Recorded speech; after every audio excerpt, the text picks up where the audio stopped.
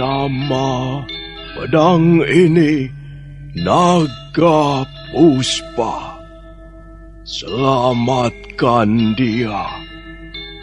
Jangan sampai jatuh ke tangan pendekar berwatak jahat.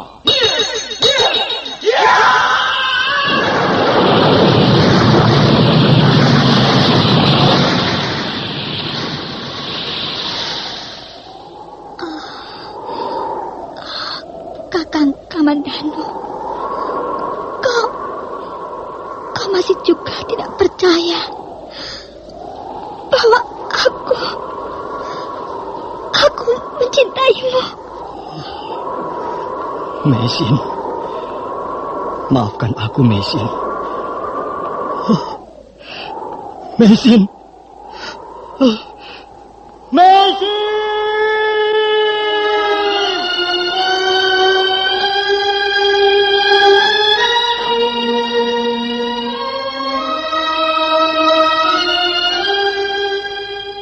Tutur Tinula.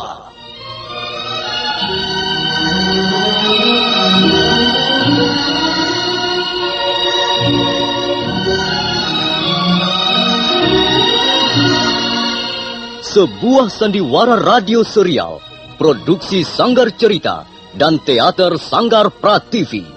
Sebuah kisah dengan latar belakang sejarah runtuhnya Singasari dan berdirinya Kerajaan Majapahit.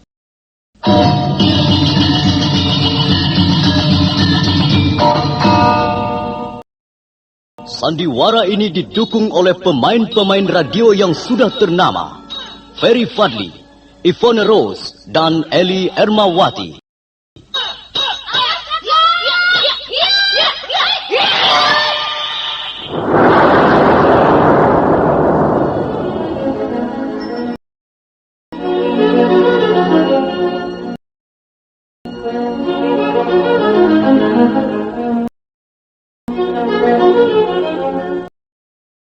Naskah ditulis dan diolah oleh S. Tijab, hiasan musik dan sutradara C. Ispriyonoka.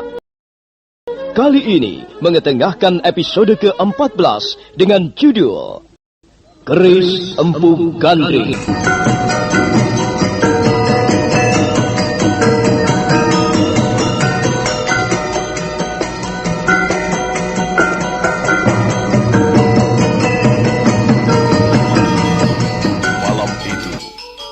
Empu Lunggah memberikan wejangan-wejangan kepada putrinya, Nini Luh Jinggan. Nini Luh Jinggan mendengarkan dengan penuh seksama.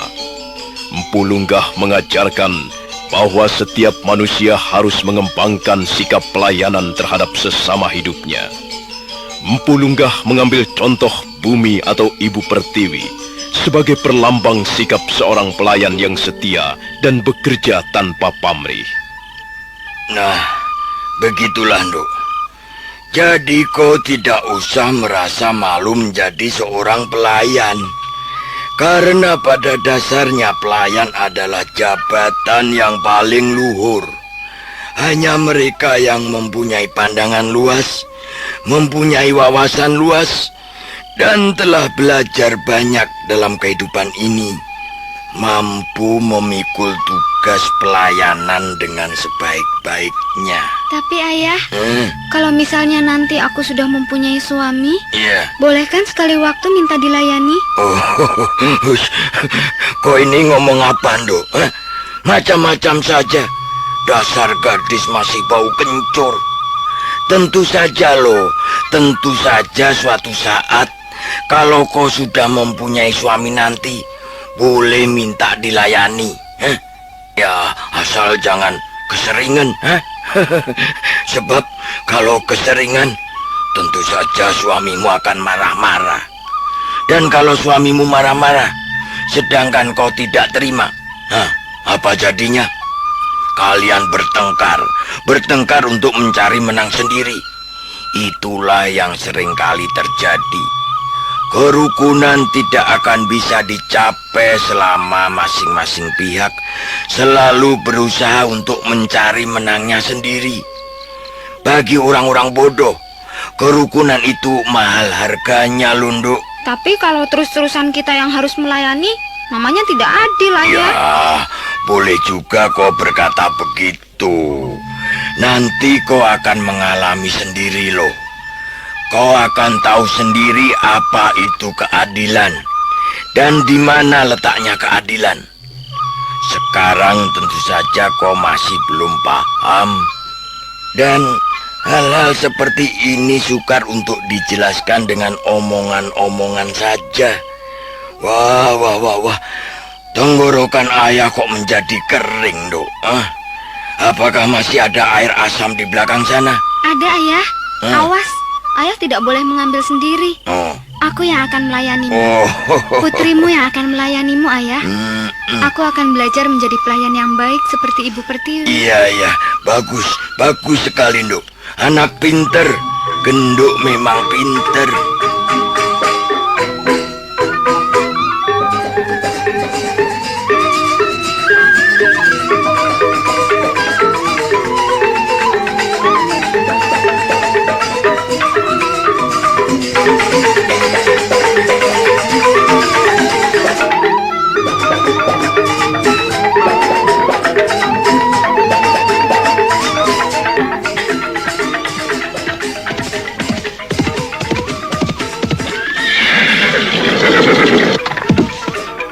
Kita sudah tiba di kaki bukit Kedung Peluk, Kamandanu. Kelihatannya kuda yang kita tunggangi sudah sangat lelah, Wuni.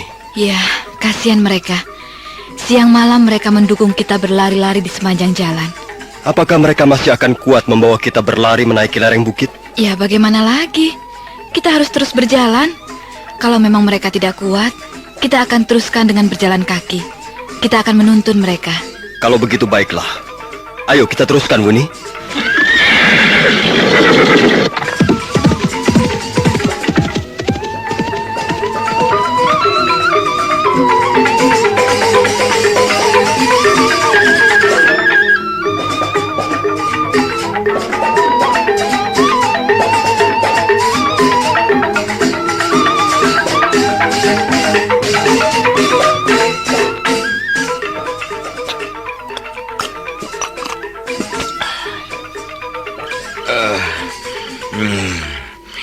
Kalau kau masih belum mengantuk, ayah akan menambahkan sedikit lagi, Nduk.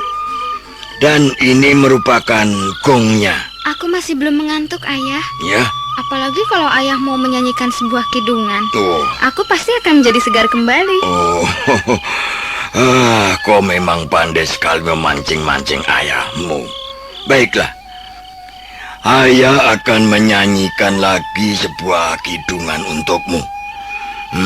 Dengarkan baik-baik ya. Baik, Ayah. Adalah sebuah negeri kemari Palocinawi, subur makmur kertara harja, rakyatnya bahagia. Rajanya adil, bijak dan murah hati. Patenya tangkas, bekerja dan berbudi.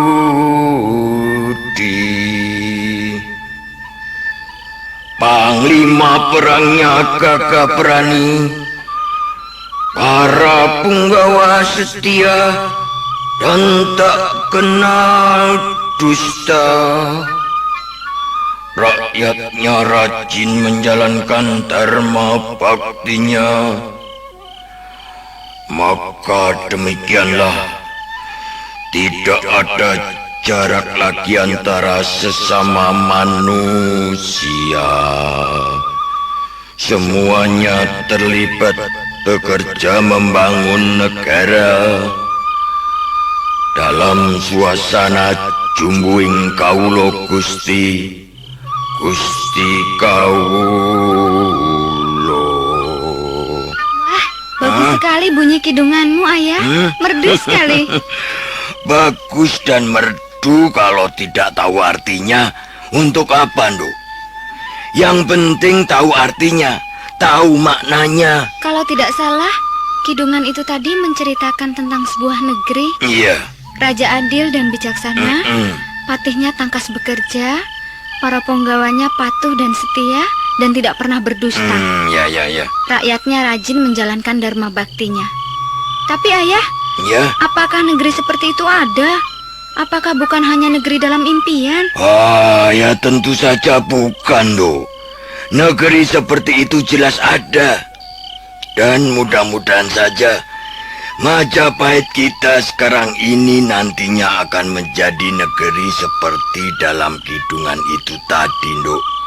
Mudah-mudahan saja. Ayah, apa artinya Jumbuing Kaulo Gusti dan Gusti Kaulo? Wah, pertanyaanmu bagus, Dok. Nah, begini. Jumbuing Kaulo Gusti, Gusti Kaulo. Gusti artinya raja, atau orang yang dipercaya untuk memimpin, atau orang yang diberi pinjaman kekuasaan untuk mengatur jalannya roda pemerintahan sebuah negeri. Kaulo artinya rakyat jelata, atau orang yang harus memperoleh perlindungan. Nah, antara Gusti dan Kaulo, antara si raja dan rakyat jelata, haruslah saling percaya, saling menghormati, dan akhirnya mereka bisa jumbuh. Jumbuh artinya bertemu, jatuh cinta, dan melebur menjadi satu suasana yang bernama rasa bahagia. Hubungan antara raja dan rakyatnya seringkali diibaratkan seperti sepasang suami istri. Raja adalah sang suami dan rakyat adalah sang istri. Kewajiban seorang raja ialah melindungi istrinya, memimpin keluarga, membuat keluarga merasa aman, tentram, dan bahagia. Dan kewajiban rakyat ialah mengabdi kepada suaminya, mencintai suaminya dengan penuh kesetiaan demi kebahagiaan bersama. Jika seorang raja melalaikan tugas-tugas sucinya, jika dia salah menggunakan kekuasaannya, kemudian berbuat sewenang-wenang kepada istrinya, merampas apa yang menjadi hak-hak istrinya, akibatnya sang istri akan hidup merana, menderita, dan kalau suasana ini tak bisa diperbaiki lagi, maka sang istri pasti akan mengajukan gugatan cerai. Kalau mereka akhirnya harus bercerai, bagaimana ya? Ya, tentu saja hal itu sangat memprihatinkan, Dok. Akibatnya tentu akan buruk bagi kedua-duanya. Semua pihak akan dirugikan, dan pasti akan jatuh banyak korban. Nah, bagaimana, Dok? Oh, kulihat kau sekarang sudah mulai mengantuk. Sana, tidurlah. Besok kau harus bangun pagi-pagi sekali untuk mengerjakan tugas-tugasmu. Ayah, ayah, Jamantara menggeram. Sepertinya dia ingin mengatakan sesuatu. Oh, tenanglah, Dok. Nampaknya kita akan kehadiran tamu. Oh, ayo, kita lihat keluar ke sana.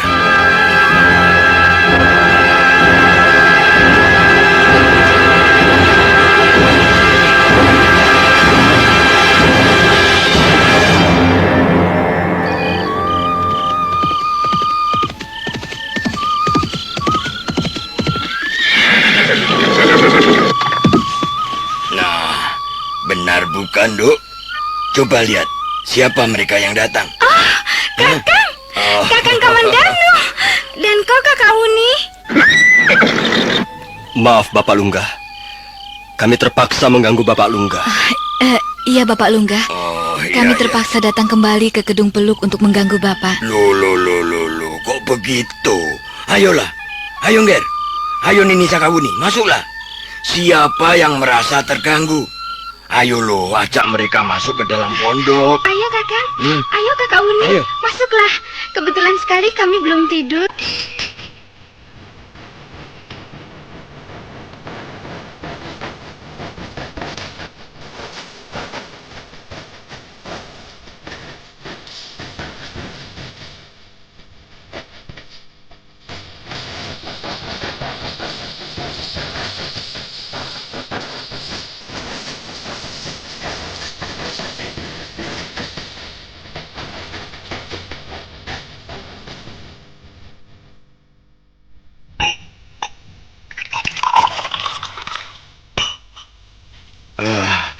Ayo, Nger. Ayo, Nini. Silakan diminum. Lumayan.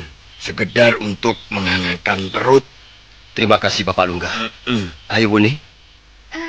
Mengapa Kakang Kamandanu dan Kakak Uni kembali lagi ke Kedung Peluk? Oh, ya. Tentu saja Angger Kamandanu dan Nini Sakawuni sudah kangen pada kita berdua, Nduk. Hah? Bukankah begitu, Nger? Ini? Benar Bapak Lungga.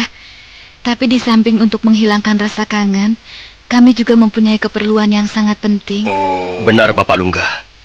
Kami sedang menghadapi kesulitan yang sangat besar. Kami harap Bapak Lungga sudi menolong kami. Angger berdua jangan terlalu mudah menyerah pada kesulitan. Iya Bapak Lungga. Hah? Itulah sebabnya kami datang kemari. Kami ingin minta petunjuk-petunjuk dan saran-saran dari Bapak Lungga, agar kami dapat mengatasi kesulitan kami, Bapak. Kesulitan apa sebenarnya yang sedang Angger berdua hadapi sekarang ini? Arya Kamandanu kemudian memaparkan secara panjang lebar pengalamannya selama bertugas menumpas kaum perusuh. Terutama sekali pengalamannya ketika bertarung melawan Empu Bajil. Dan akhirnya dia terpaksa melarikan diri begitu melihat Empu Bajil menggenggam pedang naga puspa. Selesai bercerita, ruangan pondok menjadi hening sejenak. Empu Lunggah tidak segera mengucapkan sepatah kata pun. Pertapa tua itu kelihatan berpikir keras. Kemudian dia tersenyum kecil sambil menepuk pundak Arya Kamandanu. Baiklah, Angger. Baiklah. Mudah-mudahan saya dapat menolong Angger. Sepertinya saya dapat menemukan sebab-sebab mengapa Angger Kamandanu sampai gentar menghadapi pedang naga puspa. Tapi Angger tidak perlu terburu-buru. Nanti tepat tengah malam saya persilakan Angger datang ke Sanggar Pamujan. Di sana nanti saya akan menjelaskan duduk persoalannya kepada Angger. Sekarang sebaiknya Angger berdua istirahat dulu. Saya lihat Angger dan Nini Sakawuni sudah terlalu loyo. Kami memang merasa lelah sekali, Bapak Lungga. Hampir 2 hari 2 malam kami terguncang-guncang di atas kuda. Karena itu sebaiknya Angger berdua istirahat barang sejenak. Ayo lo, ajak Nini Sakawuni istirahat di ruang bilikmu. Ayo Kakak Uni, ayo tidur bersamaku. Kakang Kamandanu biar tidur di ruangan sebelah.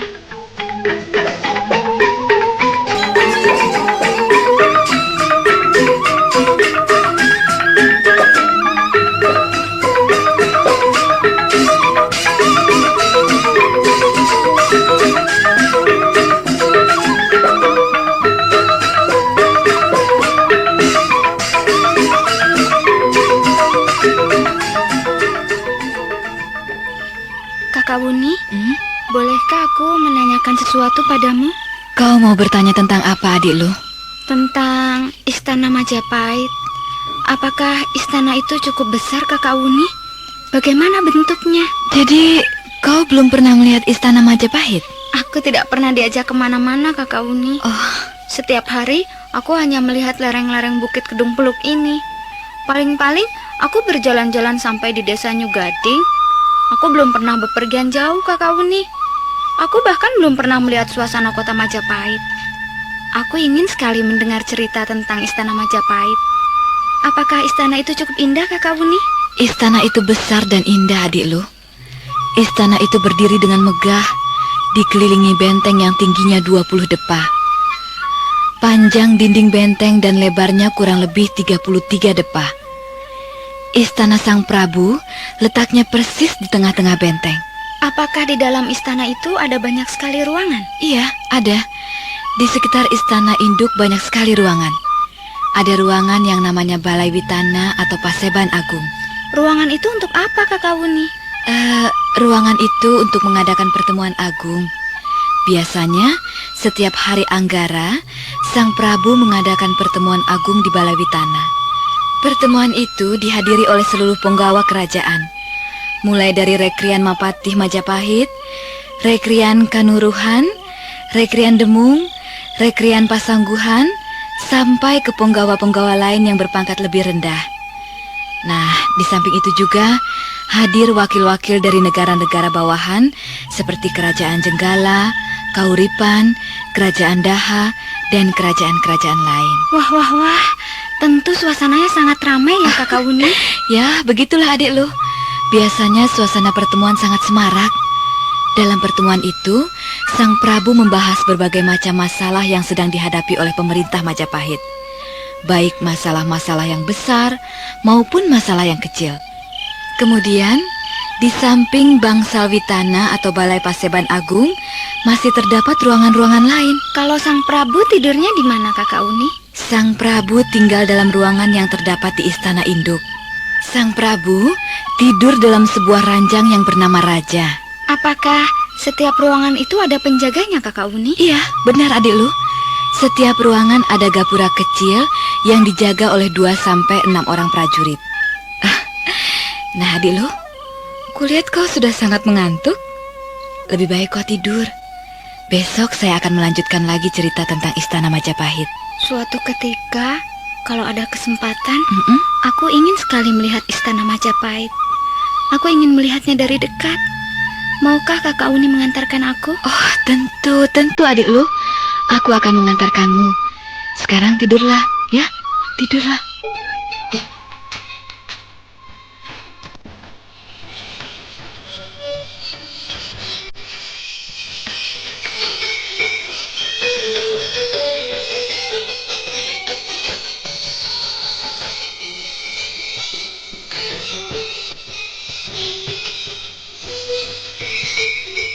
Luh Jinggan segera membalikkan tubuhnya ke dinding bilik.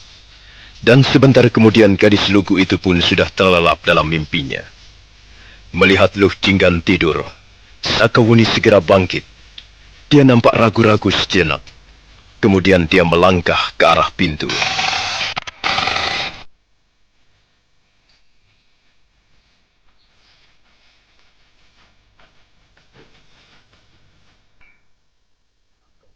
Setelah menutup pintu, Sakawuni kelihatan termenung di serambi pondok. Dia nampak masih ragu-ragu, tapi akhirnya dia memutuskan untuk melangkah ke halaman. Dia berjalan mengendap-endap menuju ke sanggar pemujan. Nah, bagaimanakah kisah selanjutnya? Apa yang akan dilakukan oleh Sakawuni? Dan jawaban apa yang akan diberikan Empu Lungga sehubungan dengan pedang naga puspa? Saudara pendengar, silakan menunggu seri berikutnya. Sampai jumpa.